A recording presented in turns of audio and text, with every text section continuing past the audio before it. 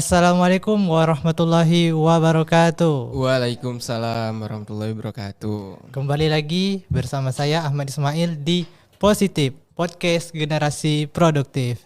Ya udah lama ya Ikhwafillah semua kita nggak podcast lagi. Terakhir kan kemarin di periode sebelumnya. Nah sekarang kita udah masuk ke periode Gen 27 BKM 2024. Nah, sebelumnya perkenalan dulu ya, saya Ahmad Ismail. Nah, pada periode kali ini saya diamanahkan sebagai CO KPW. Nah, kali ini kita bersama narasumber dan juga salah satu teman saya di BKM. Bisa perkenalan dulu? Oke, jadi sebelumnya izinkan saya memperkenalkan diri. Nama saya Belvi Gradius Kasri dari jurusan Manajemen Angkatan 2022. Oke, Ebel kita panggil Ebel aja ya biar. Oke, Ebel aja. Mungkin bisa di-spill nih kegiatan-kegiatannya selain sibuk kuliah atau apa aja gitu. Oke, jadi selain sibuk kuliah, tentu saya juga lumayan aktif lah ya di organisasi. Selain di BKIM, saya juga aktif di Lembaga Pengkajian Ilmiah dan Informasi. Kemudian selain itu juga saya juga aktif di UKM URC gitu, staf dari hubungan masyarakat. Masya Allah. Nah, kan sekarang udah masuk bulan Ramadan ya. Nah, mungkin lancar puasanya, Bel? Alhamdulillah sejauh ini lancar. Kemarin pas awal Ramadan pulang? Ya sempat 2 atau 3 hari gitu di rumah ya. Habis itu balik lagi. Oke. Jadi bisa lah merasakan awal Ramadan bersama keluarga gitu. Kebetulan buka puasa pertama itu alhamdulillah sama keluarga sih. Masya Allah. Nah, udah masuk bulan Ramadan. Nah, kali ini kita akan bahas mengenai apa sih dampak adanya bulan Ramadan ini terhadap perekonomian masyarakat gitu kan. Tentu bisa kita lihat ya pas bulan Ramadan ini banyak sekali sektor-sektor ekonomi yang terbantu kan gitu kan. Iya. Mungkin menurut Ebel bisa disampaikan dari segi ekonomi nih bulan Ramadan ini apa sih dampaknya gitu. Oke, jadi saya mulai dari ini mungkin ya. Ibaratkan bulan Ramadan tuh mungkin surganya lah bagi UMKM gitu ya kan. Iya. Karena di bulan Ramadan ya banyak mengalami peningkatan gitu. Mulai dari konsumsi masyarakat yang meningkat dan lain sebagainya. Nah, saya kemarin juga udah ngulik-ngulik data gitu. Saya dapat dari website katadata.co.id itu sebanyak 87% itu UMKM mengalami peningkatan omset atau penjualannya gitu di bulan Ramadan. Dan ini ya peningkatan yang cukup besar gitu. Kemudian ya selain dari UMKM tentunya dari situ juga pertumbuhan ekonomi juga bakalan meningkat gitu. Pak Ekonom Faisal gitu kalau nggak salah dia bilang kalau misalkan bulan Ramadan ini mendorong pertumbuhan ekonomi 5 hingga 5,5% gitu. Nah, jadi lumayan sangat berimpact gitu terhadap pertumbuhan dan juga perekonomian nasional kita. Oke, terutama itu kan apalagi di Bin Creek itu kan pas sore mau menjelang berbuka pasti rame banget. Itu lumayan gila sih di Bin Creek, macetnya, antrinya beli takjil gitu. Aduh. Selain di Bin Creek, di Swakarya, di Bangau juga lumayan kali ya. Iya. Kan? Itu macet-macetan buat berburu takjil gitu. Apalagi akhir-akhir ini juga lagi viral yang non Islam juga ngikut. Nah, gimana sih tanggapannya, Bel? Ya bagus lah ya kan. Selain kita juga orang non Muslim juga lumayan aktif gitu berpartisipasi, malahan kayak berburu-buru siapa cepat gitu kan. Kita jam 3 masih lemas-lemasan, masih loyo. Nah, orang tuh udah berburu, udah farming takjil gitu. Ya tentu dampaknya juga bakalan positif ya kan, bagi perekonomian kita bakalan meningkat lah nantinya lebih dari yang sebelumnya. Kayak itu. Ya sih. Jadi dari para penjual juga kan bukan dari yang Islam aja yang beli tapi juga dari non Islam. Jadi pendapatan mereka juga lebih besar gitu kan. Nah iya, jadi orang non Muslim nih bahkan ya seperti yang Mail bilang juga mereka nggak cuman beli gitu, malah banyak teman-teman saya yang non Muslim dia juga jualan takjil gitu. Ya dan takjil yang dia jual juga pasti yang halal dong ya kan. Iya tentu. Jadi dari mahasiswa juga cari cuan dari di bulan Ramadan ini gitu kan. Ya. Sebagai kesempatan untuk dapat penghasilan tambahan lah gitu. Tepat sekali. Apalagi kita mahasiswa Fakultas Ekonomi dan Bisnis ya kan. Ya peluang-peluang kayak gini tuh harus dimaksimalkan lah ya kan. Kapan lagi? Cuman sebulan gitu dalam setahun ya kan. Iya. Nah berbicara tentang bulan Ramadan, setelah bulan Ramadan mau habis mau Lebaran. Pasti di bulan Lebaran nih juga konsumsi dan juga tingkat pembelian kita juga meningkat, ya kan? Ya itu udah pasti. Karena mau dekat-dekat Lebaran itu biasanya pencairan THR ya kan? THR. Itu yang ditunggu-tunggu. Kemudian dari sektor jasa, perdagangan, fashion. Nah, fashion tuh malahan pertengahan apa awal bulan Ramadan pun orang udah mulai kan cari baju raya gitu. Takut kehabisan gak sih? Takut kehabisan. Jadi ya itu bakalan berimpact lah terhadap industri retail juga, toko-toko pakaian nah gitu-gitu. Itu bakalan meningkat biasanya penjualannya kan. Walaupun persaingannya juga bakalan lebih ketat ya kan. Iya. Itu dia. Apalagi tradisi kita yakni itu mudik. Mudik. Jadi dari sektor-sektor pariwisata juga akan meningkat gitu kan. Nah di setiap tahun kan di pas mau memasuki bulan Ramadan tuh ada satu hal atau fenomena yang kayaknya setiap mau Ramadan itu pasti terjadi, yaitu kenaikan harga dari bahan-bahan pangan atau bahan-bahan pokok. Nah itu gimana sih menurut Ebel? Oke, jadi ya balik lagi sih ke sebelumnya. Walaupun peningkatan konsumsi ini berdampak positif ya bagi perekonomian kita, tapi ya tetap juga nanti ada impact negatifnya juga. Seperti ya tadi bahan-bahan pokok, bahan pangan itu menjadi lebih naik gitu. Dan ini ya erat kaitannya dengan inflasi. Nah, inflasi pun kayaknya hampir deh tiap-tiap bulan Ramadan itu ya menjadi sebuah tantangannya juga lah ya. Karena ya seiring dengan permintaan yang meningkat juga tadi. Jadi ini memicu inflasi juga di bulan Ramadan ini. Oke. Nah mungkin dari beberapa tantangan seperti inflasi gitu kan, apa sih yang harus kita lakukan ya dalam menghadapi bulan Ramadan ini dari tantangan inflasi tadi seperti itu? Nah jadi saya juga udah ada dapat data nih kan, biar nggak asal-asal ngomong juga. Oke. Nah jadi dari data BPS itu udah mencatat bahwa inflasi tahunan pada bulan Ramadan itu memang cenderung lebih tinggi dibandingkan dengan bulan-bulan lainnya gitu.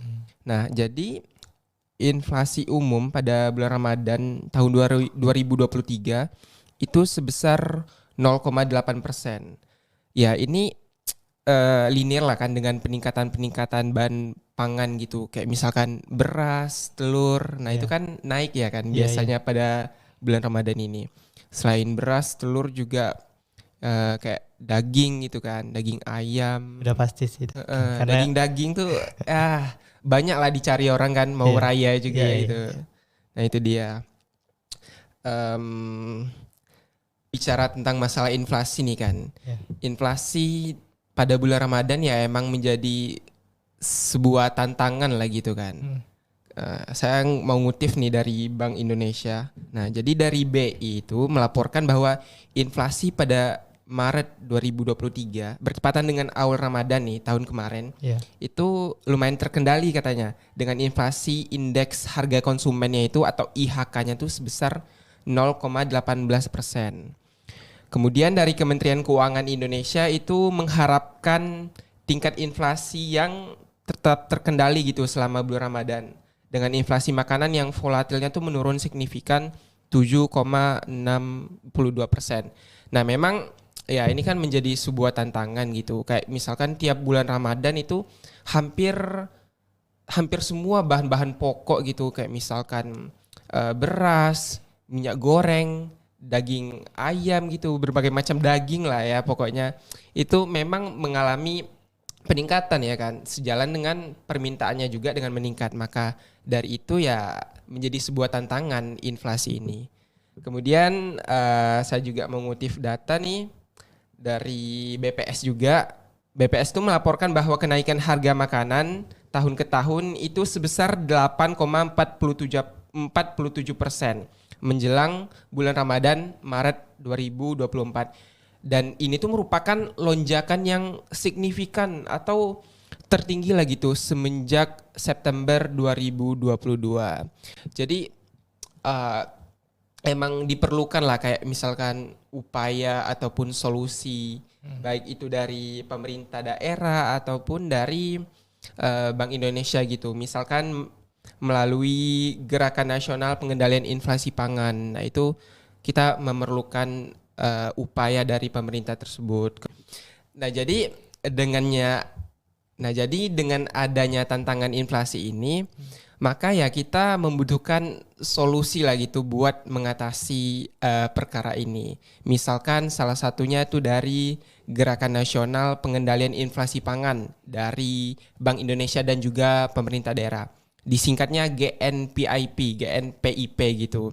Kemudian juga pemerintah bisa lah lebih mengatur lagi distribusi pangan yang efektif gitu. Janganlah ada lagi kayak misalkan penimbunan barang-barang pokok, minyak goreng atau beras gitu. Karena ya nantinya akan berimpact ke inflasi ini, harga bakalan menjadi lebih naik kan. Dengan pasokan yang keluar itu lebih sedikit, otomatis yang keluar sedikit ini tuh harganya juga bakal lebih tinggi kan. Iya, karena itu diperebutkan gitu. Nah, iya. Jadi kita juga sebagai masyarakat mengharapkan gitu adanya pengendalian distribusi pangan yang efektif dari pemerintah. Nah, memang ini menjadi sebuah masalah yang kompleks. Kita memerlukan solusi yang multi aspek lah gitu kan, dari segala aspek gitu.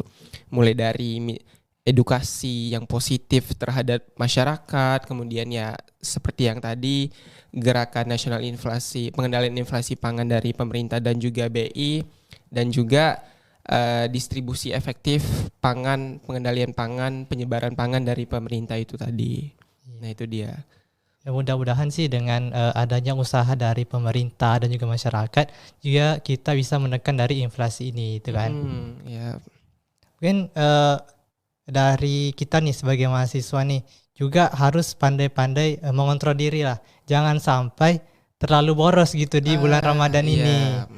Karena mau berebutan takjil belinya sampai puluhan ribu, ratusan ribu gitu kan. Nah kan pas berbuka pasti makannya dikit doang. Udah kenyang gitu kan. Ya. Malahan minum doang itu pun kayak udah terisi lah gitu perut kita kan, udah lumayan mengenyangkan gitu. Jadi kayak misalkan pengeluaran yang berlebihan, yang nggak perlu gitu, kita sebagai mahasiswa ya perkara-perkara seperti itu harus kita hindari lah kan. Kita beli takjil, beli apapun lah itu secukupnya aja lah, jangan berlebihan karena impactnya juga bakal negatif ke kita, mubazir nanti ya kan.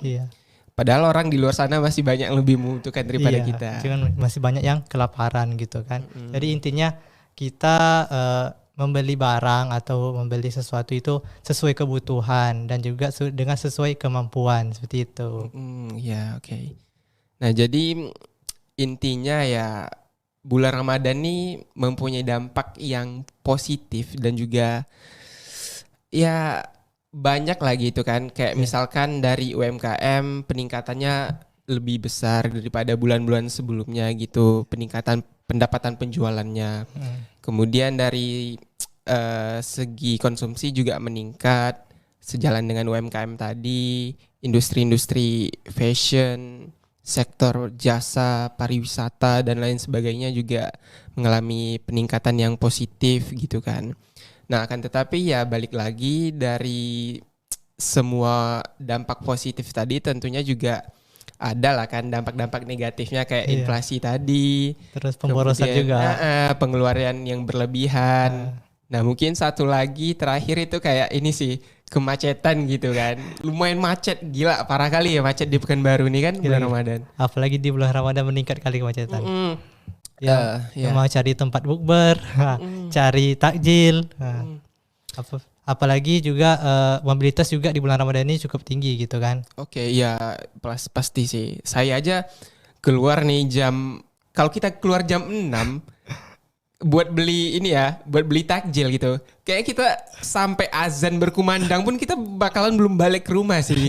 Jadi buat beli takjil aja lebih dari 30 menit lah ya kan? Kita harus prepare ya minimal 1 jam lah sebelum itu. Iya, buat ngantri beli takjilnya lagi, belum lagi macetnya. Wah itu lumayan parah juga lah ya. Menguras tenaga juga, udah puasa gitu kan. Iya, itulah dia sih.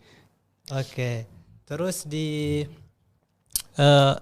untuk mahasiswa ya, intinya gini, jangan sampai di bulan Ramadan ini ibadahnya juga terlupakan gitu.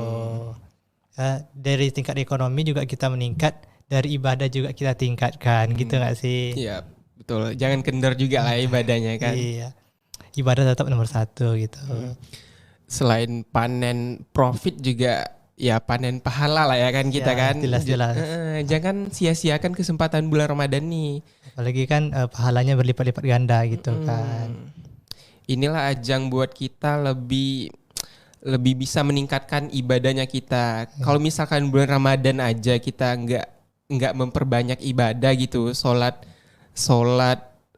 terus dari puasa kita atau ibadah kita yang lainnya juga nggak kita tingkatkan, biasanya bakalan lebih susah lagi buat meningkatkan di bulan-bulan lain. Iya, karena vibes-nya beda. Iya, itu dia. Di vibes Ramadan ini kan kita kayaknya lebih semangat gitu untuk beribadah, karena dengan suasana-suasana yang di mana orang berpuasa dan juga lagi-lagi meningkatkan ibadahnya gitu. Mungkin sampai sini aja dulu ya podcast kita kali ini. Nah, kira-kira Lebaran nanti pulang? Lebaran, soalnya kampung saya dekat sih. Jadi insya Allah seminggu mau Lebaran balik ya, jumpa keluarga gitu. Ya, berkumpul sama keluarga dan kan insya Allah UTS-nya kan sebelum Lebaran. Ya, Biasanya setelah UTS tuh ada libur gak sih? Libur Lebaran. ya, dan setelah Lebaran liburnya berapa hari ya biasanya? 2 apa 3 hari atau berapa ya? Lupa juga. Intinya nggak jauh dari Lebaran itu udah masuk lagi gitu. Ya, untung ya UTS kita sebelum mau dekat-dekat Lebaran ya. Iya, kan? iya. Jadi bisa libur Lebaran sama keluarga gitu kan. Oke, guys, mungkin udah dulu untuk podcast kali ini. Intinya dari bulan Ramadan ini dampaknya sangat banyak untuk perekonomian kita, meningkatkan juga pendapatan dan juga dari UMKM itu pendapatannya lebih meningkat seperti itu. Nah juga, tapi jangan juga di bulan Ramadan ini kita melakukan hal-hal yang sesuatu yang tidak berguna seperti pemborosan gitu kan. Nah tentu hal itu juga tidak baik karena Allah juga tidak menyukai sesuatu hal yang berlebihan gitu. Sekian mungkin podcast kali ini.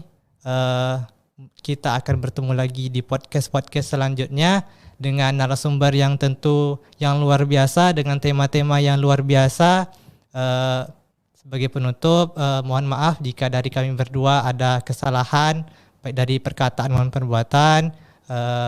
Akhirul kalam, billahi taufiq wal hidayah. Wassalamualaikum warahmatullahi wabarakatuh. Waalaikumsalam warahmatullahi wabarakatuh.